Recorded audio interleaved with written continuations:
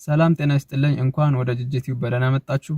ከበደ ባላለው ዛሬ ይዤላችሁ የመጣሁት ማኑዋል መኪና እያሽከረከራችሁ የእግር ፍሬን አልሰራ ቢላችሁ እንዴት ማቆም ትችላላችሁ ስለሚለው ነው። ምን መንገዶችን በመጠቀም ማቆም እንደምትችሉ አሳያችኋለሁ። አብራችሁን ቆዩ።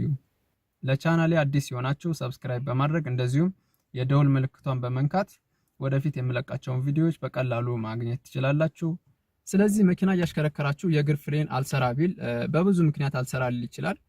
ብቻ አልሰራ ቢል መኪናውን እንዴት አድርጋችሁ ማቆም ትችላላችሁ? በሌላ አማራጮች በመጠቀም እናንተም ላይ ተሳፋሪዎችም ላይ እንደዚሁም ንብረቱ ላይ መኪናችሁ ላይ ምንም አይነት ብልሽትም ሆነ ጉዳት ሳይደርስ እንዴት አድርጋችሁ በቀላሉ ማቆምና ከዚህ ችግር ራሳችሁን መከላከል ትችላላችሁ የሚለውን አሳያችኋለሁ። የመጀመሪያውና ዋናው ነገር ይሄ ነገር በሚፈጠርበት ሰዓት ዋናው የሚባለው ነገር አለመደናገጥ ነው። ምክንያቱም መደናገጥ ካለ እነዚህን ስቴፖች ተከትለው መኪናውን ለማቆም ሊከብድ ይችላል ማለት ነው። እሺ የመጀመሪያው ሃዛርድ ታበራላችሁ። በአካባቢያችሁ የሚንቀሳቀስ ሰውም ቢሆን መኪናም ቢሆን ለእናንተ ትኩረት ሰጥቶ ቅድሚያ እንዲሰጣችሁ ሃዛርድ ታበራላችሁ። እንደ አስፈላጊነቱም ክላክስ እያደረጋችሁ ነው መንቀሳቀስ ያለባችሁ ማለት ነው። ይሄንን ካደረጋችሁ በኋላ እንግዲህ የእግር ፍሬን ነው አልሰራ ያለው። ስለዚህ ምንድነው ማድረግ ያለባችሁ? ፍሬኑን ፓምፕ ማድረግ ነው ያለባችሁ። በፍጥነት ፓምፕ ታደርጉታላችሁ። ከዛ በኋላ ጥግ ድረስ መርገጥ፣ አሁንም ረገጥ አድርጋችሁ ጥግ ድረስ መርገጥ። እንደዚህ ያደረጋችሁ የእግር ፍሬኑ ከእንደገና የሚሰራበትን መንገድ መሞከር ማለት ነው። ከእንደገና ሊሰራ ስለሚችል በእንደዚህ አይነት ሁኔታ ተሞክሩታላችሁ ማለት ነው። እሺ ሌላው ማድረግ ያለባችሁ ነገር ማርሽ ወደ ታች መቀነስ ነው። አራተኛ ማርሽ ላይ ከነበረ ሶስተኛ ማርሽ፣ ሁለተኛ ማርሽ፣ አንደኛ እያደረጋችሁ ወደ ታች ትቀንሱታላችሁ።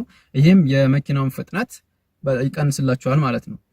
ይሄንን ከማድረጋችሁ በፊት ፍሬኑ አለመስራቱን እንዳወቃችሁ የነዳጅ ፔዳል በፍጹም መርገጥ የለባችሁ ማለት ነው። ነዳጅ ፔዳል መርገጥ ታቆማላችሁ። ከዛ በኋላ ማርሹን ወደ ታች አራተኛ ከነበረ አምስተኛ ከነበረ 4 3 2 1 እያደረጋችሁ እየቀነሳችሁ ትሄዳላችሁ ማለት ነው። ምናልባት አራተኛ ነበረና አንደኛ ማርሽ ብታደርጉት ጊርቦክስ ላይ ወይም ደግሞ ኢንጂኑ ላይ ብልሽት ሊፈጥርባችሁ ይችላል። እንደ አስፈላጊነቱ ቅደም ተከተል ይኖረዋል። መጀመሪያ ቅድሚያ መስጠት ያለባችሁ ከ4 ወደ 3 ወደ 2 እያደረጋችሁ ብትሄዱ ተመራጭ የሚሆንበት ሁኔታ ነው ማለት ነው። ማርሹን ሞክራችሁ መኪናው ፍጥነቱ ከቀነስሽ በኋላ የእጅ ፍሬንን በመጠቀም ነው እንግዲህ ለማቆም የምትሞክሩ። ለማቆም በምትሞክሩበት ጊዜ ጥንቃቄ ማድረግ ይኖርባችኋል እዚህ ጋር። ምክንያቱም መኪናው በከፍተኛ ፍጥነት ላይ የሄደ የእጅ ፍሬን ሙሉ በሙሉ ከተያዘ መኪናው ከቁጥጥር ውጭ ሆኖ ሊገለበጥ ሁላ የሚችልበት ሁኔታ ሊኖር ስለሚችል እዚህ ጋር ከባድ ጥንቃቄ ማድረግ አለባችሁ። እንዴት ነው የምትይዙት? ሪሊዝ በተን አለች። እሷን ጥግ ድረስ መጀመሪያ ትጫኖታላችሁ በጣታችሁ። ከዛ በኋላ ቀስ እያላችሁ ወደ ላይ እየሳባችሁት ነው የምትሄዱት። ስለዚህ እየሳባችሁት ስትሄዱ የኋላ ጎማ ነው መጀመሪያ የእጅ ፍሬን የኋላ ጎማ ላይ ነው ሄዶ የሚይዘው።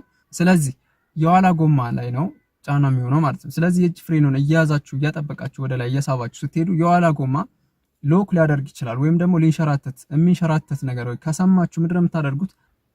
ትንሽ ለቀቅ ታደርጉትና እዛ ላይ ትይዙታላችሁ። የዛ ጊዜ ራሱ እያበረደው ይመጣል ማለት ነው መኪናው። ነገር ግን በፍጥነት ልክ ሌላ ጊዜ ፓርክ ስታደርጉ እንደምትይዙት በፍጥነት ከሳባችሁት መኪናው ከቁጥጥር ውጭ ሆኖ ወይ ሊገለበጥ ይችላል፣ ወይም ደግሞ ሙሉ በሙሉ ከቁጥጥር ውጭ ነው የሚሆንባችሁ ማለት ነው። የበለጠ ሌላ አደጋ ላይ ሊጥላችሁ ስለሚችል እዚህ ጋር ከባድ ጥንቃቄ ማድረግ አለባችሁ። ሌላው እንደ አማራጭ ነው፣ እንደ ሁኔታው ይለያያል።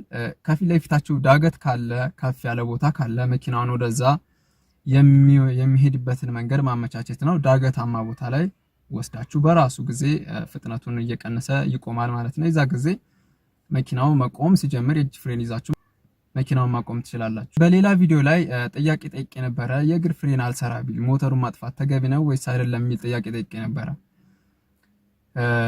ምናልባት ይሄንን የምትጠቀሙት እንደ መጨረሻ አማራጭ ይሄንን መጠቀም ትችላላችሁ። ነገር ግን ተመራጭ አይደለም፣ የሚመከር አይደለም፣ ግን እንደ መጨረሻ አማራጭ ነው።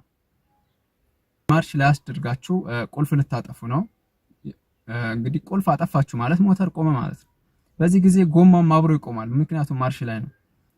በዚህ ጊዜ ምናልባት መኪናው ልክ እጅ ፍሬን እንደሚያዝ ከቁጥጥር ውጭ ሊሆን ይችላል፣ ወይ ጊርቦክስ ላይ ወይ ኢንጂን ላይ ከፍተኛ ብልሽት ሊያደርስባችሁ ይችላል።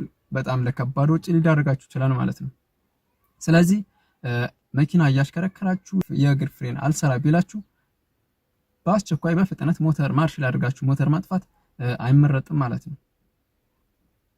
ሌላው እንደ ተጨማሪ ማድረግ ያለባችሁ ጥንቃቄ በአካባቢያችሁ እግረኛ ካለ መኪና ካለ በተለይ ወደ እግረኛ ወደ ሰዎች መኪናውን አለማዞር ነው። በተቻላችሁ መጠን ከእግረኛ ወደ ሌለበት ቦታ መኪናውን መምራት ነው። ክላክስ በደንብ እያጫዋችሁ ሀዛርዱ እንደበራ መኪና በአካባቢያችሁ ያለ ነገር ሁላ ቅድሚያ እንዲሰጣችሁ ማድረግ፣ ይሄም አንድ ትኩረት ማድረግ ያለባችሁ ነገር ነው። ስለዚህ በእንደዚህ አይነት መልኩ መኪናውን ምንም አይነት አደጋም ሆነ በንብረታችሁ ላይ ጉዳት ሳይደርስበት መኪናውን ማቆም ትችላላችሁ ማለት ነው።